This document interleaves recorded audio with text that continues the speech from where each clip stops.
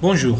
Donc, dans cette séquence vidéo, nous allons voir euh, un type de questions fréquentes dans les interro et dans les examens. Donc, cette question consiste à répondre à la question de déroulement de l'algorithme. Donc, la première question, c'est déroulement de l'algorithme. Ensuite, ça vient la deuxième question qui consiste à déduire l'expression générale du résultat. Donc ici, il y aura un résultat, on veut déduire l'expression générale du résultat. Donc, on va prendre ce premier cas. Donc ici, je vous donne uniquement la partie traitement de l'algorithme. Je ne donne pas les variables d'entrée et les variables de sortie. Donc ici, je me concentre uniquement sur la partie des entrées. On peut comprendre facilement quelles sont les variables d'entrée, quelles sont les variables de sortie de ce traitement-là. Donc, je vais vous montrer l'astuce, comment faire. Donc, premièrement, je vais commencer la schématisation. Donc, comme nous avons l'habitude de le faire, toujours un algorithme est constitué de variables d'entrée et de variables de sortie et de parties de traitement. Donc, ici, on va comprendre selon le traitement qui est spécifié dans l'exercice, quelle est la partie de traitement adéquate. Quelles sont les variables d'entrée et de sortie adéquates. Donc ici, si on remarque, la première instruction dans le traitement, c'est R reçoit 1. Donc on initialise le R à 1. Donc R, ce n'est pas une variable d'entrée. Impossible que R soit une variable d'entrée. Pourquoi? Tout simplement, ça ne sert à rien de donner une valeur à R à travers la lecture. Ensuite, on va écraser cette valeur avec 1. Initialisation. Donc toute variable initialisée, ce n'est pas une variable d'entrée. En général, en algorithmique. Deuxième chose, ici pour i reçoit 0 à 1 faire, donc ça, la variable i, c'est une variable entière. Pourquoi j'ai déduit que c'est une variable entière? Puisque c'est un compteur de la boucle pour. Donc le compteur i de la boucle pour, la variable i, c'est pas une variable d'entrée. Donc tout compteur d'une boucle pour, c'est pas une variable d'entrée. Donc la variable i, c'est pas une variable d'entrée. J, il est calculé à travers i. Donc j reçoit i plus 1. Donc j aussi, c'est pas une variable d'entrée. Et r, il est calculé en fonction de R et de J. Donc aussi R, ce n'est pas une variable d'entrée. Donc dans tous les cas, je vais faire une vidéo. Laisse-moi faire une vidéo. Donc dans tous les cas ici, R, I, J, R, ce n'est pas une variable d'entrée. Et vous remarquez, la valeur de J, elle est utilisée pour calculer R. La valeur de I, elle est utilisée pour calculer la valeur de J. R, il est utilisé pour calculer la valeur de R. Ensuite, R, on ne l'utilise plus dans une autre expression. On va déduire que R, c'est une variable de sortie. C'est le résultat de l'algorithme. Voilà. Maintenant, on remarque aussi que la valeur de I dépend de N. Donc, il prend toutes les valeurs de 0 jusqu'à N. Donc, on doit connaître la valeur de N pour pouvoir dérouler l'algorithme. Donc, N, c'est une variable d'entrée. Et puisque N n'a pas été initialisé, on n'a pas fait ici N reçoit, par exemple, 5 ou bien 6. Dans ce cas-là, N, c'est une variable d'entrée. Donc ici, n, c'est une variable d'entrée. Donc, si on vous demande de dérouler cette partie d'algorithme, obligatoirement, on va vous donner la valeur de n. Sinon, on ne peut pas dérouler l'algorithme. Donc ici, on va commencer. Donc la première question, c'est quoi? C'est dérouler l'algorithme. On va essayer de dérouler l'algorithme pour n égale à 3. Donc, pour n égale à 3. Ici, pour dérouler l'algorithme, on dessine un tableau. Les lignes, c'est les instructions. Les colonnes, c'est les variables de l'algorithme. Voilà. Donc, on va commencer le déroulement. Donc, la première instruction, en réalité, ici, la première instruction, c'est lire 1. Donc, on ne l'écrit pas puisqu'elle fait partie des variables d'entrée. Donc, ici, c'est lire 1. Voilà. Donc, ici, la première instruction, lire 1. Et puisque dans la question, on a dit dérouler l'algorithme pour n égale à 3, on va écrire ici 3. D'accord. Donc, ici, pour le moment, on ne connaît pas les valeurs de i, j et r. À vrai dire que les valeurs non initialisées, ils contiennent 0. Donc, on va laisser slash. On va passer à la ligne suivante. On va insérer une ligne. Donc la ligne suivante, c'est R reçoit 1. C'est l'initialisation de la variable R.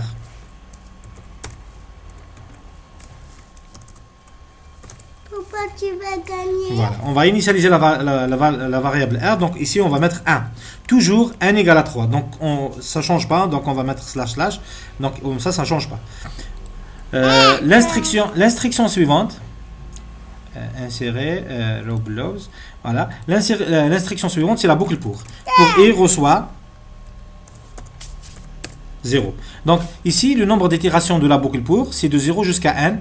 Donc le nombre d'itérations, c'est la valeur finale moins la valeur initiale plus 1. Donc c'est n moins 0 plus 1. Donc c'est 1 plus 1. Donc pour n égale à 3, on aura 3 plus 1 itérations, ça veut dire 4 itérations. Donc la première valeur de i, c'est 0. On va insérer une nouvelle ligne. Ensuite, on va exécuter les instructions qui sont dans la boucle pour. On va exécuter ces instructions. Alors, je vais sauter la ligne, c'est mieux. C'est la moto qui fait le bruit. C'est la moto. Voilà, ici. Oui. Donc, on va coller ici, paste. Donc, on va exécuter les instructions. Donc, la première instruction, c'est quoi? C'est G reçoit I plus 1. Donc, la valeur de G, c'est combien? C'est la valeur de I qui est égale à 0 plus 1. Ça devient ici 1. 0 plus 1. Ensuite, la valeur de R reçoit R fois G. On va sauter la ligne. C'est la valeur de R qui est égale à 1. Vous remarquez, la valeur de R, c'est 1. C'est 1 fois G. C'est la valeur de I, c'est 1. Pardon. Oui. Sur la valeur de 2 fois G plus 1. Ça veut dire quoi? C'est 2 fois 1 plus 1. Oui, oui. Donc, on va trouver le résultat de 1 sur 3. Pardon? Mais après, on va écrire. 1 sur 3. Voilà. Donc, on a terminé la première itération. On passe à l'itération suivante. Ça veut dire pour I reçoit 1. Donc, la valeur de I devient 1. Ça devient ici 1. Donc, qu'est-ce qu'on va faire ici? On va faire les mêmes instructions. On va copier ici. On va couper ici. Voilà. Donc, je vais essayer d'aligner ça au haut. Donc, je m'excuse. Voilà. Alors, donc, G reçoit I plus 1. Ça veut dire la valeur de G, ça devient 1 plus 1, ça devient 2. Vous remplacez I par sa valeur, c'est 1. 1 plus 1, ça devient 2 pour J. Et R reçoit la valeur de R qui est 1 sur 3. 1 sur 3. Multiplié par J. J égale à 2. Sur 2 fois J plus 1. Ça veut dire 2 fois 2 plus 1. Égale à combien? Égale, on peut écrire de cette façon, 1 sur 3. Multiplié par 2, divisé par 5. Donc, si on met les parenthèses, on peut enlever les parenthèses, on va faire une autre écriture pour simplifier l'écriture. Ça devient 1 sur 3 multiplié par 2 sur 5. Voilà. Cette écriture, elle est importante, on va voir après. C'est cette écriture-là qui va nous aider à trouver le résultat final, l'expression générale du résultat final. D'accord? Donc, égal, si on fait le calcul, égal 1 sur 2 sur 15. 2 sur 15. Non, si je n'ai pas fait d'erreur. Donc, c'est 1 sur 3 fois 2 sur 5, c'est égal à 2 sur 15. Le plus important, ce n'est pas ce résultat, le plus important, c'est cette expression. Donc, on va passer à l'itération suivante. C'est bon, on a terminé la boucle pour I égale à 1. On va passer à la boucle pour I égale à 2. Voilà. À 2. Donc, on va copier les mêmes instructions. On va refaire la même chose. Sauf que I égale à 2, cette fois-ci. Donc, la valeur de I, ça devient ici 2. G reçoit I plus 1, ça devient 3. R reçoit. Donc, la valeur de R précédente, donc c'est 1 sur 3. Multiplié par 2 sur 5. Multiplié par J. Donc, la valeur de J, c'est combien? C'est 3. Tout ça divisé par. Donc, ça, c'est l'ancien R fois J divisé par 2J plus 1. Et J égale à 3, ça veut dire divisé par 7. Qui est égal à. Donc, on peut enlever les parenthèses et faire l'associativité de multiplication et de division. Donc, ça devient 1 sur 3 multiplié par 2 sur 5 multiplié par 3 sur 7. Voilà. De toute façon, cette écriture-là, on peut l'atteindre en transformant cette expression comme suit. On va le refaire. Pardon.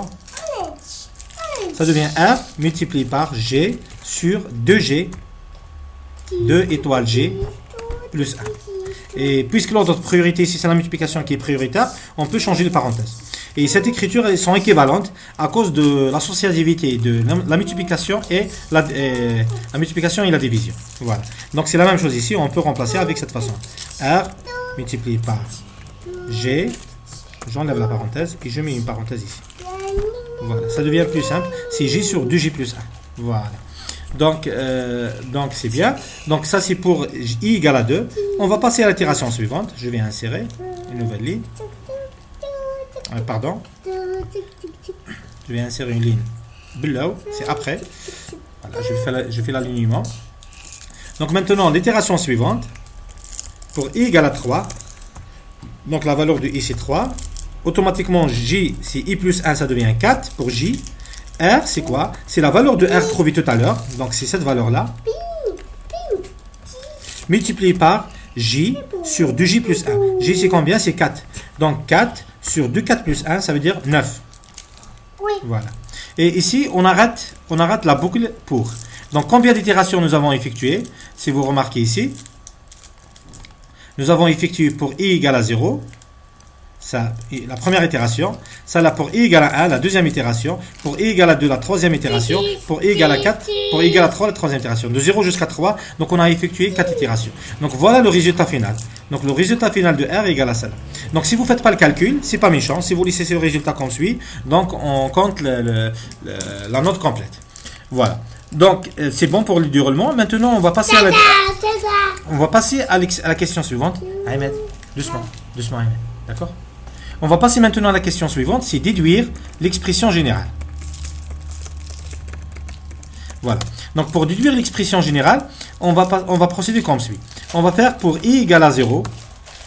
Nous avons, on va avoir, je vais insérer une formule.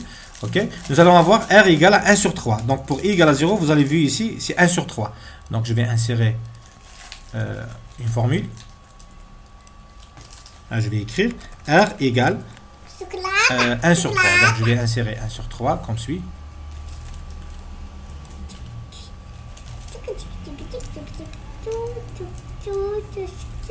Ah, ça c'est le relationnel. Ça c'est les ensembles. Opérateur. Voilà.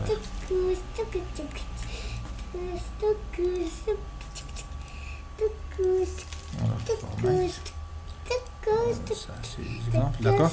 Voilà. Ok, oui la division, je suppose. Voilà, on va faire ça là. Ok, je ne l'ai pas vu tout à l'heure. Pardon. Donc R égale 1 sur 3. Donc je vais écrire ici 1 sur 3. Voilà, 1 sur 3. Voilà. Donc ça c'est pour i égale à 1. Ensuite on va faire pour, je vais agrandir un peu. Maintenant pour i égale à 2, c'est bon, je n'ai pas besoin de cet algorithme. Donc pour i égale à 1, pardon, pour i égale à 1, nous allons trouver 1 sur 3 fois 2 sur 5. Donc c'est la même expression. Je vais la copier. Donc pour i égale à 1, c'est 1 sur 3 multiplié par 2 sur 5. Voilà, ici.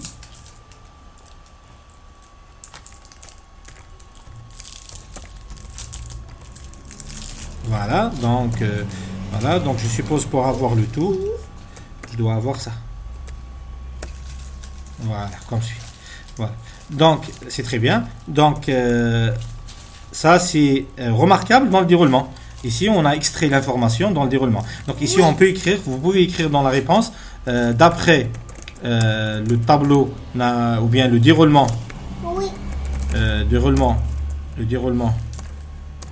de l'algorithme, d'après le déroulement, pardon, de l'algorithme, nous avons ceci. Nous avons pour i égale à 0, r égale à 1 sur 3. Pour i égale à 1, c'est 1 sur 3 fois 2 sur 5. Pour i égale à 2, c'est 1 sur 3 fois 2 sur 5 fois 3 sur 7, et ainsi de suite. Ça, c'est important. Le fait de comprendre ça, ça va nous permettre d'atteindre la réponse. Voilà, je vais faire la même chose, je vais faire copier-coller, fois, ici, 3 sur 7. Donc, on commence à comprendre l'expression générale. Attention à ne pas faire l'erreur. Maintenant, on va faire pour i égale à 3, la dernière boucle, pardon, la dernière itération.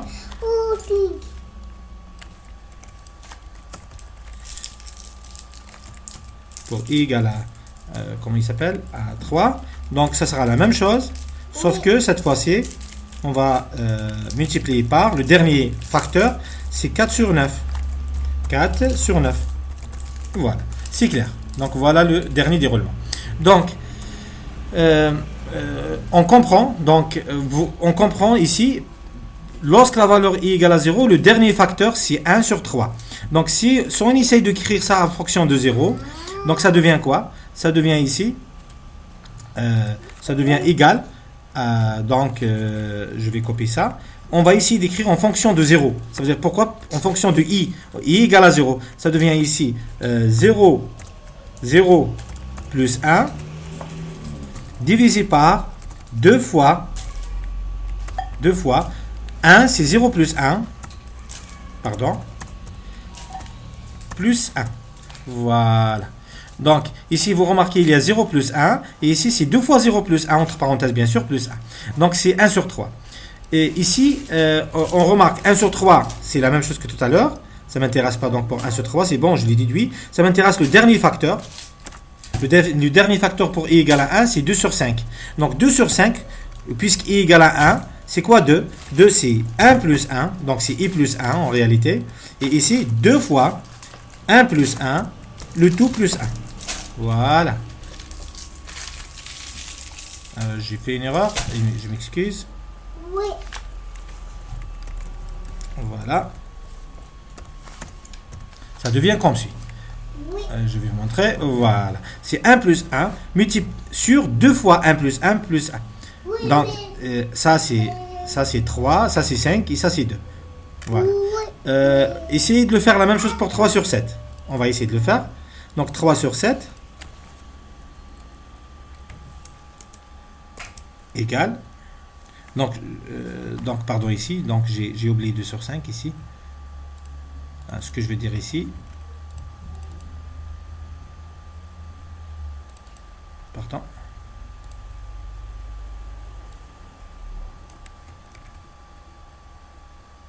Ah, voilà, c'est correct, oui. C'est 1 sur 3 fois 2 sur 5. Maintenant, je reviens ici. Donc, ça devient, qui est égal à la même chose, sauf pour le dernier facteur. Donc, tout ça, je vais le copier. Sauf pour le dernier facteur, ici, 3, c'est quoi? C'est i plus 1, c'est 2 plus 1, puisqu'i égale à 2. I égale à 2, ça veut dire que ça devient 2 plus 1 sur 2 multiplié par 2 plus 1, c'est i plus 1 bien sûr, le tout plus 1. Voilà. Ça devient comme suit. Donc, on peut déduire d'une façon générale. Donc, vous essayez de le faire pour 3, si vous avez trouvé. Donc, pour i égale à n, on va avoir quoi? Donc, on prend une formule. On prend celle-là. Je vais prendre celle-là. Pardon. Voilà. Je vais essayer de faire comme suit. Voilà. Donc ici, je vais faire des points. Deux points. Ici, ça devient n plus 1. Et ici, 2 fois n plus 1. Plus 1. Essayez de le comprendre. Si vous n'avez pas compris, on va faire par inverse. On a cette formule, on a atteint cette formule. Vous remplacez i par 0, vous remplacez n par 0, vous allez trouver 1 sur 3. Vous remplacez n par 1, vous trouvez ici 1 sur 3, multiplié fois 2 sur 5. Oui. Donc ici, tout ça, c'est l'expression générale de la valeur de la variable r. Donc on peut écrire cette formule comme suit. C'est le produit, donc ici, le produit de i égale à 0 to n jusqu'à n. Qu'est-ce qu'on fait? On fait le produit de quoi? De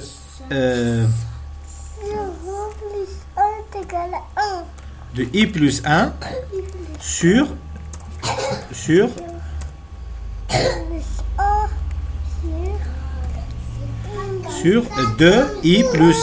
plus 1 entre parenthèses plus 1. Donc 2i plus 1 entre parenthèses le tout plus 1. Voilà. Donc réellement c'est ça la boucle. Et i plus 1 c'est la variable j. Donc ça revient le produit du j sur du j plus 1. Pourquoi i plus 1 c'est j? À cause de cette affectation que nous avons effectuée ici dans l'algorithme. vous remarquez, J reçoit I plus 1. Donc la valeur de I plus 1, ça représente la valeur de J. Donc si on fait un changement de variable, ça devient J sur 2J plus 1. Donc voilà, essayez de refaire l'exercice doucement, essayez d'aller étape par étape. Je vais vous donner les points clés et les remarques importantes pour faire l'exercice. Je m'excuse du bruit des enfants. Donc voilà. Donc si vous avez des remarques ou bien des questions, vous pouvez les poser dans la partie commentaires des vidéos. Bon courage et bonne chance pour les examens.